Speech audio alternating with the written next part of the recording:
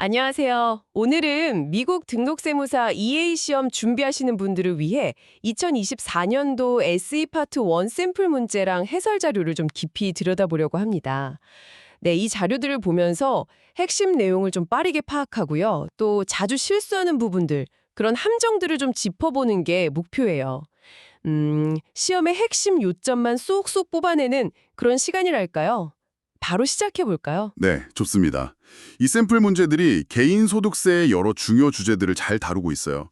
근데 단순히 정답만 확인하는 것보다는 왜 그게 답이고 다른 건 왜 틀렸는지 그 근거 조항까지 같이 이해하는 게 훨씬 중요하거든요. 몇 가지 핵심 문제 유형부터 한번 보시죠. 좋아요. 첫 번째로 볼 게 교육비 세액공제 문제군요. Q1하고 Q2인데요. Q1을 보면 부부가 연말에 결혼했어요. 근데 남편 학비를 아내가 내줬을 경우 이거 공제 받을 수 있나요? 네, 여기서 핵심은 부부 합산 신고, 그러니까 Merit Filing Jointly죠, Q1. 결혼한 납세자는 합산 신고를 해야만 미국 기회세액 공제, AOTC, 나 평생학습세액 공제, LSSC를 받을 수 있거든요. 문제에서 소득 기준은 4만 5천 달러라고 나왔는데 이건 공제 요건에 해당하고요. 합산 신고를 하면 누가 학비를 냈는지는 사실 중요하지 않게 됩니다. 그렇군요. 합산 신고가 키포인트네요. 그럼 Q2는 장학금 관련인데 이게 좀 흥미롭던데요. 장학금을 7,500달러 받았는데 그중 2,500달러를 학생 소득으로 신고하면 부모가 나머지 학비 3,000달러에 대해 AOTS를 받을 수 있다고요? 일부러 소득 신고를 한다고요? 네, 맞아요.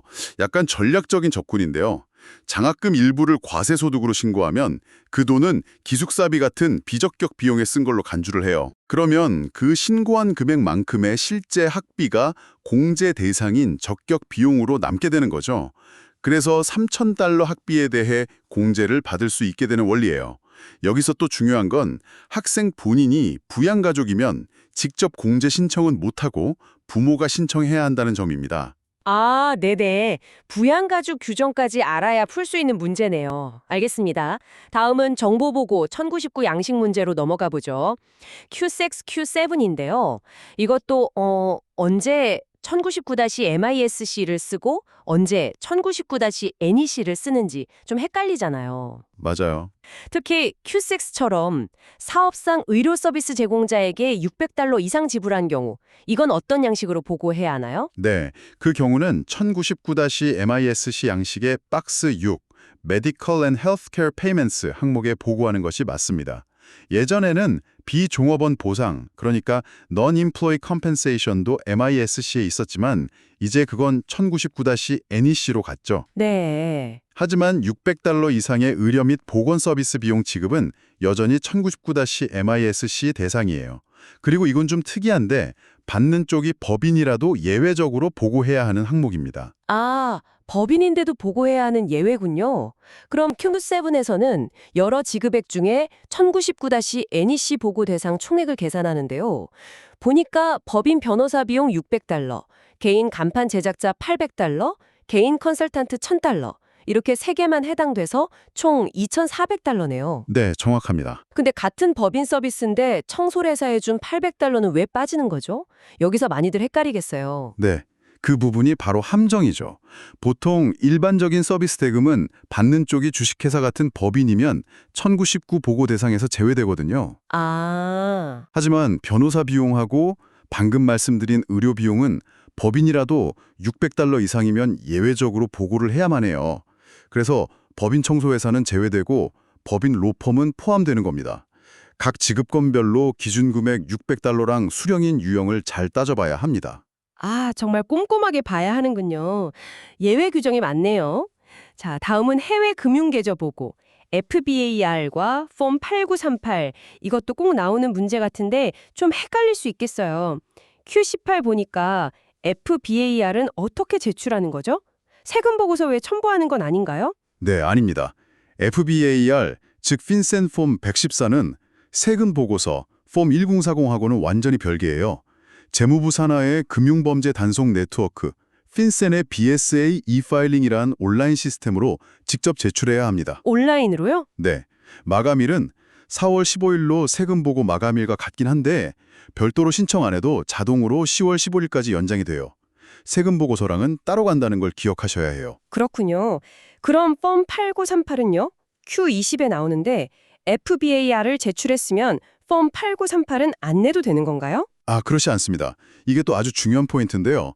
폼 8938은 FTA CAQ 규정에 따른 거예요. 일정 기준 이상의 해외 금융자산을 보유했을 때 이건 소득세 신고서 폼 1400에 첨부해서 IRS에 내는 겁니다. 아, IRS예요. FBAR은 핀센이고. 그렇죠. 마감일도 세금 신고서랑 같고 연장하면 같이 연장돼요. 핵심은 뭐냐면 FBAR과 폼 8938은 보고 기관도 다르고 기준도 약간 다르고 별개의 의무라는 거예요. 그래서 둘 다 해당되면 각각 따로따로 제출해야 합니다. 하나 냈다고 다른 게 면제되는 게 절대 아니에요. 아, 그렇군요. FBA는 자금 흐름 추적, 폼 8938은 자산 기반 세금 보고 목적. 이렇게 이해하면 되겠네요. 이제 명확해졌습니다. 자, 마지막으로 몇 가지 더 놓치기 쉬운 규칙들 좀 빠르게 짚어볼까요? Q17, 세금 보고 수수료 공제는 지금은 안 되는 거죠? 네, 맞습니다. 현재 개인 납세자의 세금 보고 수수료는 공제받을 수 없어요. AGI 2% 초과하는 기타 항목별 공제가 대부분 중단됐거든요. 그렇군요. 그럼 Q13은요? 재난 손실이 아니라 그냥 집이 오래돼서 점진적으로 손상된 경우 같은 개인 재산 손실, 이것도 공제가 안 되죠? 네, 불가능합니다. A.